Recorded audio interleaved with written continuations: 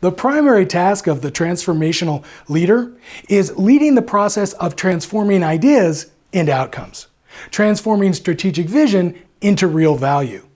Whether your goal is to improve your physical health and stamina or to secure the next rung on your climb up the corporate ladder, strategy is what'll get you there. It's also what can stop you before you arrive. In fact, strategic failure is a very real risk, and it's all too common. To help you avoid these pitfalls, I've compiled a list of 100 reasons why strategies fail. Number 1, incorrectly identifying an expected change. Number 2, missed a change entirely and thereby being utterly unprepared when that change arrives.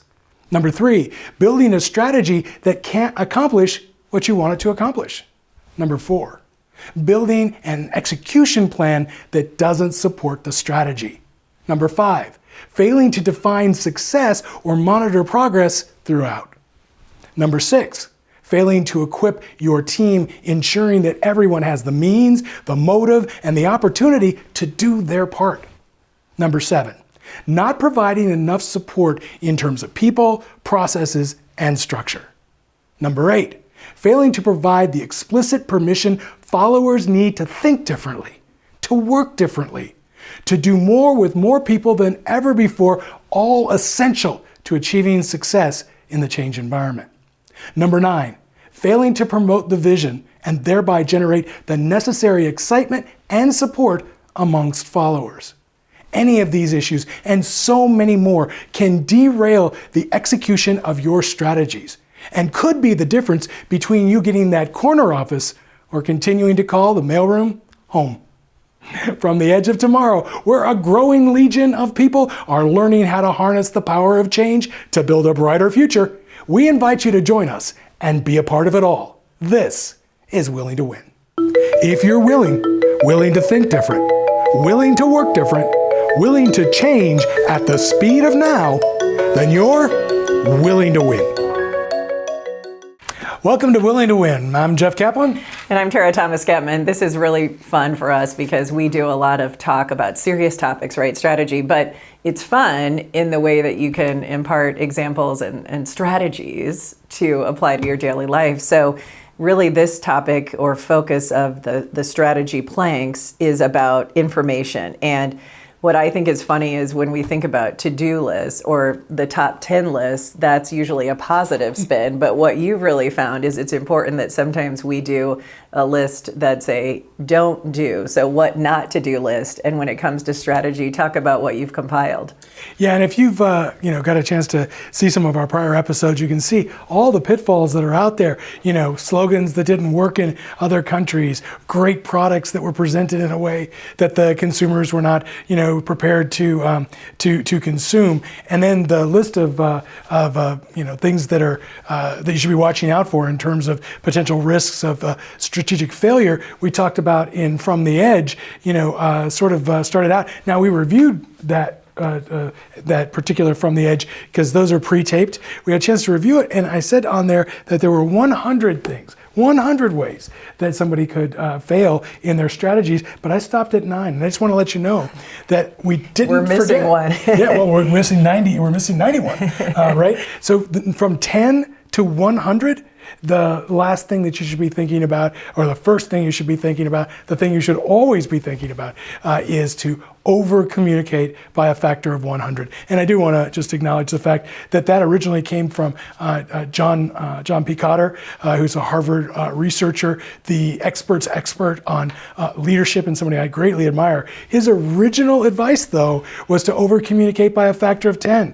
What I don't think he realized was the power of the future shock, the power and the amount of change that would be in our environment. So we have taken the executive decision to crank that up from communicate by a factor of 10 to communicate by a factor of 91. It's great advice. And it's so interesting because when we think about how we communicate, especially across large groups of people, so an organization that has, hundreds of employees, we know that can be a huge challenge in this age of quick information sharing. So when you pass somebody in the break room and you hear, oh, they're going to have a round of layoffs, back in the day when we started out in the world of office politics, it would take a long time before the telephone game would sort of reach all the, corners of the company, so to speak. Now, instantly through an email or a group text, information that may be misinterpreted or misunderstood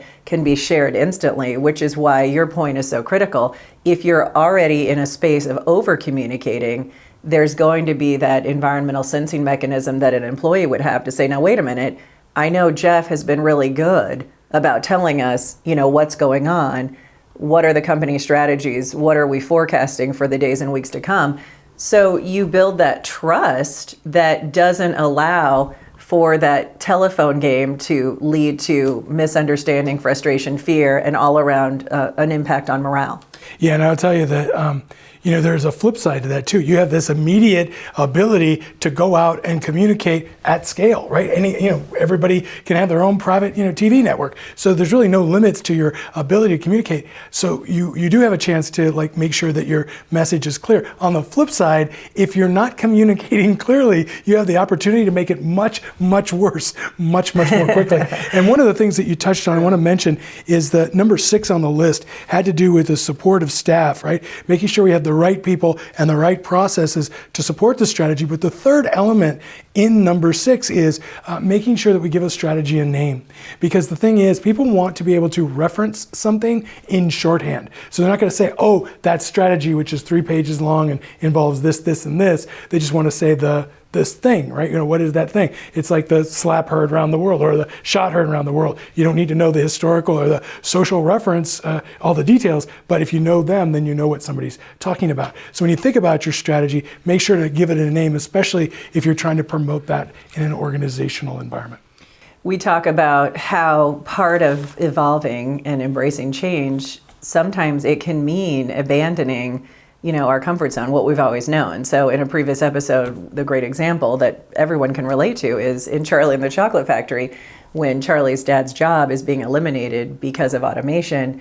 All of a sudden it's like, wait a minute, how am I going to respond to this change? Well, ideally, you could acquire the skills to now be the repairman, for the robot that's replacing your job. But you made a good point, and we want to reassure everybody listening that this isn't a doom and gloom projection, right? Because we know that technology, not only is it ever evolving, but the good news is our research shows all of the jobs that will be displaced will be sort of replaced by a lot of new ones that don't even exist today. Jobs that we don't even fathom that 4 or 5 years from now, our kids and grandkids are going to be applying for these positions that we can't even conceptualize now because of how much technology is going to change, our environment. But the point of this is to say that when it comes to the way that we adapt to our new ways of working, sometimes, and it's tough to do, right? Because the cliche, we get set in our ways as we get older, we have to unlearn some of what didn't work or some of what no longer applies in our new environment. And one of the best examples that I can think of that many will relate to, I had used an iPhone for years, went to a new employer, they required all the employees to use an Android phone. So I had 2 phones. I'm out. So let me tell you, I was later told the engineers truly have designed the phones in a way where it's almost mentally taxing for you to adjust your environment to be able to adapt back and forth and switch, between the 2 different technologies. I never overcame it. I never fully grasped the Android, nor was I ever comfortable using it because I always wanted to go back to my comfort zone of the iPhone. And so it was a true, tangible example for me of how, wow, am I resistant to change and not learning? But then you've made a great point in a previous episode. Clearly, over time, we've all, in subtle ways, adapted because now we're using cell phones and I no longer have a rotary dial phone in my home. You bring up, I never even thought about it in this way before, but you bring up a great point, and we've got some examples about unlearning that are practical and tactical, but what you just talked about, really brought up to me the idea that, we want to send a message from Willing to Win. We're here, right, to try to, as a group, as a legion, let the world know and let the powers that be know that there are certain things that, we are demanding. And I'm telling you right now that there is an underswell and a demand demand of organizations to get along. I know you think you're competing, but Amazon and Apple, just get over it,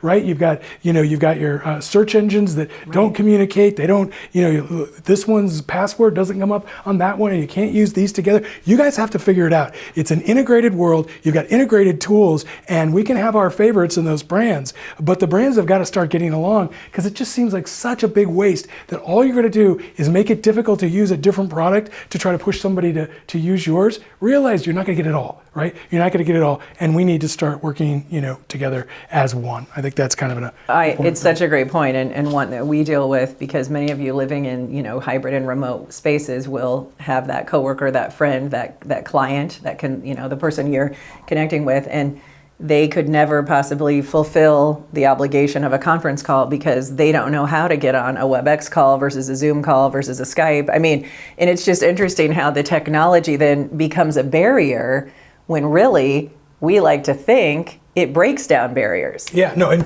you've got to unlearn, old habits, right? So the whole idea of sending an email, right? If somebody sends me an email now and I'm like, why are you sending me an email, right? Because that used to be the way that we have to unlearn, to do that.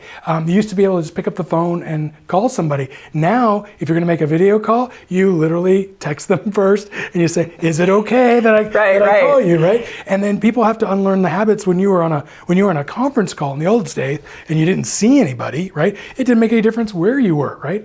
Now you've got to be aware of your environment, what your background is. So when you take that video call, exactly. And I will tell you, one of the first times I had a video call, we had all these different people around the country. I'm thinking, this is great. And this one young lady comes on, very beautiful young lady, and she's in a tank top sitting on a four-poster bed, right? And this is the background. And I don't think anybody at that point was even thinking about what's around me, how does that impact my message? We have to unlearn bad habits. Absolutely, and I'm so glad you said that, because really what we know is that so much of what is supposed to bring us together, how we're supposed to, break down barriers with the use of technology, it's actually putting up a lot of social and cultural roadblocks in the way we engage with people. And we'll dive into this more. It's really interesting. Our socialite correspondent, Alyssa Nolte, is going to join us when we come back to really talk about how you will not be surprised.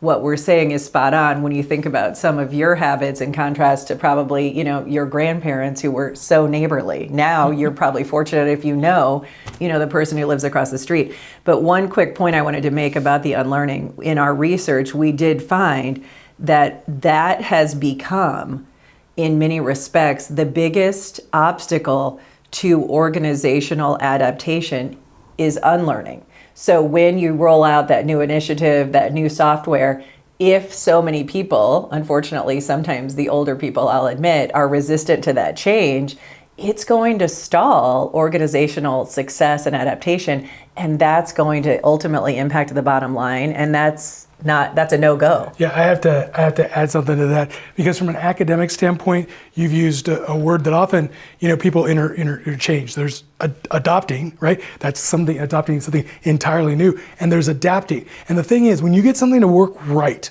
and there are minor changes in the environment, if you can use what you have, there's not a new rule that says throw the baby out with the bathwater. You still want to keep that, right? And you want to slightly adjust it and keep it around longer, give it a longer life, because then you don't have to go back through the process of figuring out what is the solution, how do we integrate it, and then how do we get people to use it, adopt it within the organization, right? Adaptation is like that fine tuning mechanism that allows a company to keep its velocity up, its pace up. And so if you can't do that, then that means instead of simply making a minor adjustment, you may have to start all over again. And we cannot afford those kinds of mistakes in this kind of competitive environment. You're right. The speed by which everything's evolving is too quick to waste that time.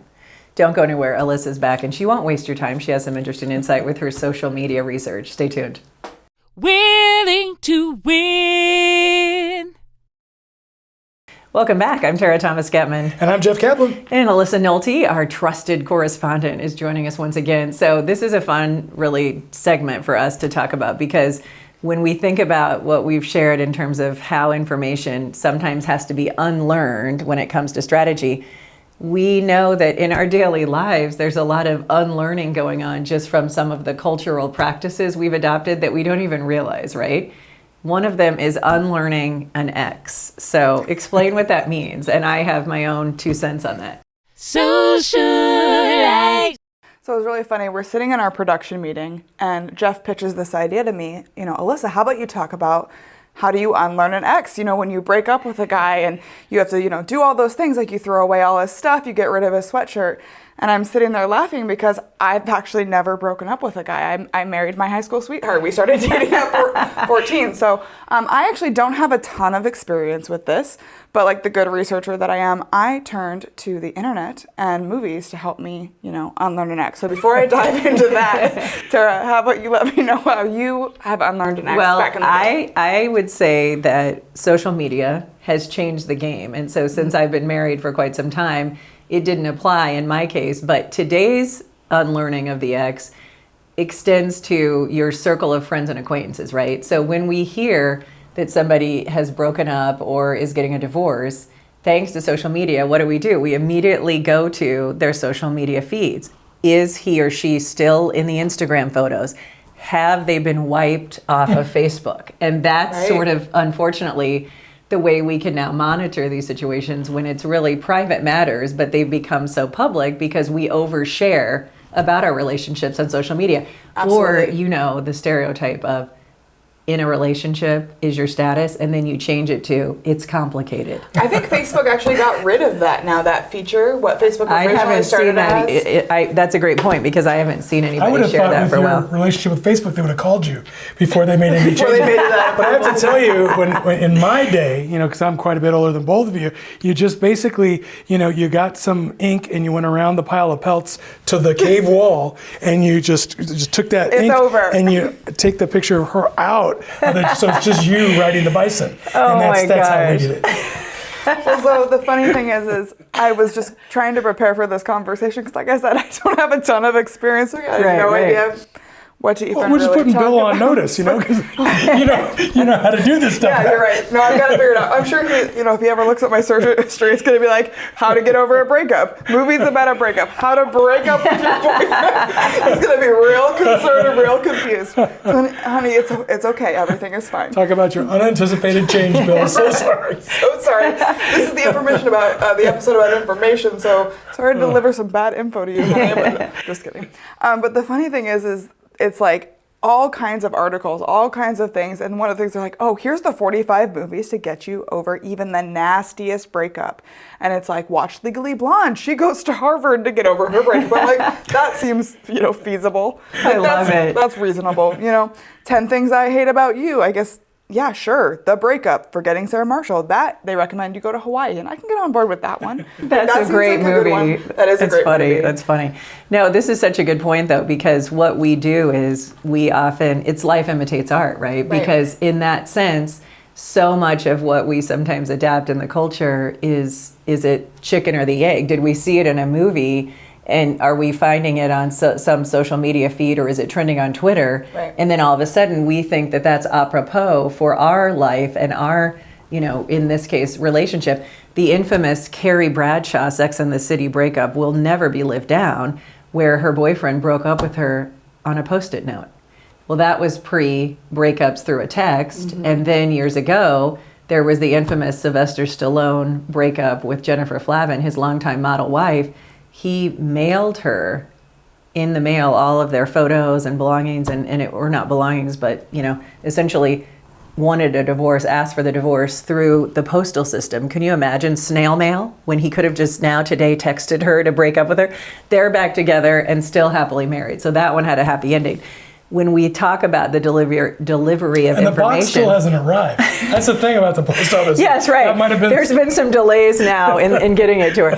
The thing about the delivery of information, how we deliver the message, is so interesting in terms of how it's evolved. Like Jeff said, it used to be maybe email when that was the newfangled thing, like, oh, we're constantly getting emails from our company president.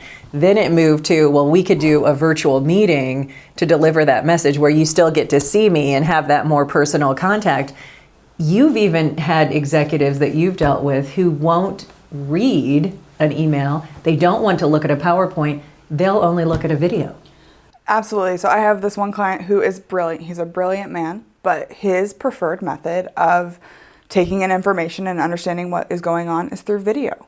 So we have had to adapt our strategy to how we communicate with him to make sure that we deliver our reports just like we always would for the people who want to read the PowerPoint deck and who want to engage with the content that way. But for him in particular, he needs a video. That's how he consumes information.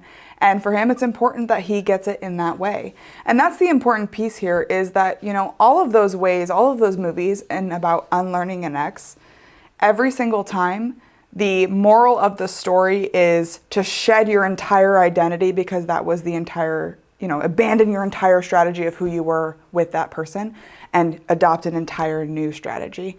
There's not a ton of movies where it's like, okay, well, he wasn't that big part of my life. I don't need to change my life and go from being a sorority girl and go to Harvard and become a lawyer now. I don't need to, abandon my entire career and then go to Hawaii and give up everything I believe in. Those stories are always, I need to change every part of who I am because of removing this ex and have an entirely different strategy for my life. There's no movies out there that are, I need to make a slight pivot to unlearn this ex. It's always, abandon everything instead of adapt. I think that's the key here too, is like, what do I actually have to unlearn and what do I have to rebuild or relearn, right? Yes. And I think a lot of that is, if you had a relationship that didn't work in this day and age, there's really no harm, no foul, depending on how the relationship went. And if it was a good breakup and it was an experience where you grew together and then grew apart, but you're still really good friends and you like each other, well, you leave the pictures up because it was part of your life. It's who you are, right? True. You don't have to reinvent a new one. The harder part though is, who gets the friends, right? That's all part of it. People think it's just money that gets broken up, right? You break up who gets the friends, who can talk to whose side of the family and stuff like that. So it gets a little bit more complicated in that regard. But could you imagine if we said to our customers, your boss only likes to see information in 3 to 5 minute videos. So I know you really want the PowerPoint report that has all the details, but he only wants the 3 to 5 minute videos. So that's all you're getting. Yeah, I had a call the other day with a person who's been on the show with us here before, and he was talking about how he had this big presentation, and he realized his boss, wouldn't stand for PowerPoints. He goes, I can't hide behind a PowerPoint. This is what I've got to do, right? And so he had to adjust it. And I think that's all part of, if you remember in episode 2, we talked about, From the Edge, about how really we have created our own reality, right? We each have our own reality of what's right or wrong, what our expectations are, and how we go about interacting and living our lives. And that's really shows when it comes to technology, because in that, all the options that are out there, everybody's got their own reality. They also have their own preferences for communication. With my son, it's got to be Instagram. With my wife, it's got to be text. With that person that I just talked about, can't be a PowerPoint, needs to be a video call, right? And then, do you do a video call or do you text first and let them know that you're going to call, which is the modern equivalent of something that you and I have talked about too. Oh, it's so true. We mentioned it in the earlier segment that we have now, when we're supposed to be more connected than ever, we've actually put up so many invisible barriers between us and the relationships that are in our midst. So for example, growing up, I remember we would drop in on neighbors all the time unannounced, and that was really common. And no one batted an eye if you rang the doorbell. Now, we see memes about it and jokes on the internet where if somebody so much as, graces anywhere near your front doorstep, there's people, dropping and rolling and hiding because they don't want anybody to know that they're home. And like what he said, there's this sometimes weird expectation of, oh my gosh, should I text and let them know I'm coming over before I knock?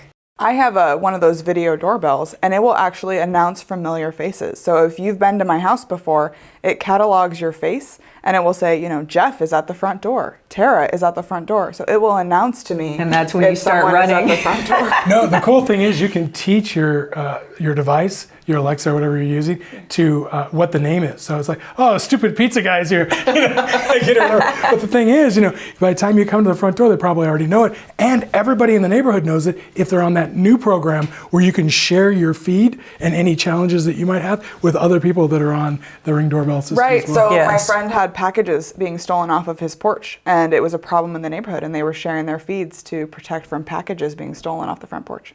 Yeah, we are so connected, especially, by cameras now than ever before. But then sometimes that can actually give us options to disconnect and not build the personal relationships. Absolutely. And so I do think that in some ways, there's a gain, but then there's a loss that comes with it. Yeah.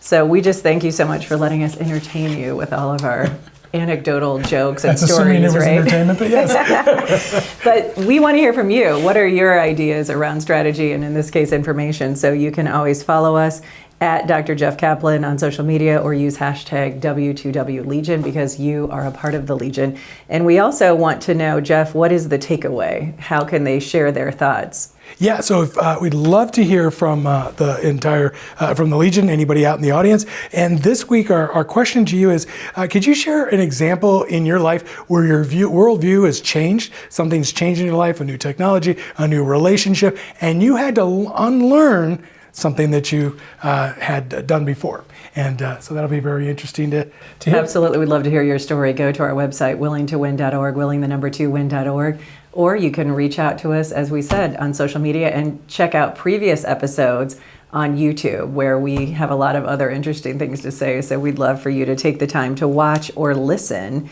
to Willing to Win. So recapping, we had an interesting start to the season asking the question of what is strategy? And then we really said, okay, now if we know and have a better idea of strategy, what does it actually do?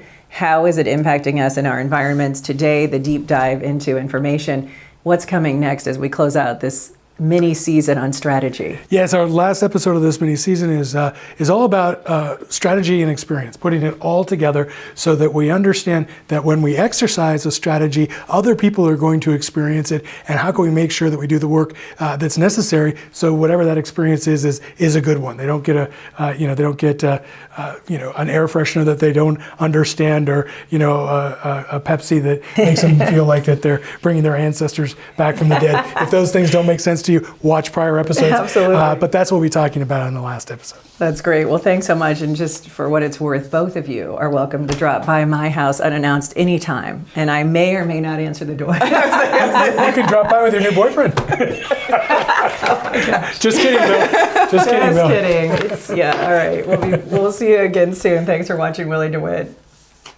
These episodes are the first reports filed from the front lines of change, where a growing legion of individuals and organizations are discovering what it takes to win and stay winning in a world defined by change and driven by interconnected human networks. Willing to Win is produced by Lift Productions. Guests on the program are not compensated, nor is their appearance representative of the Willing to Win views. Willing to Win does not necessarily endorse any people, products, or services.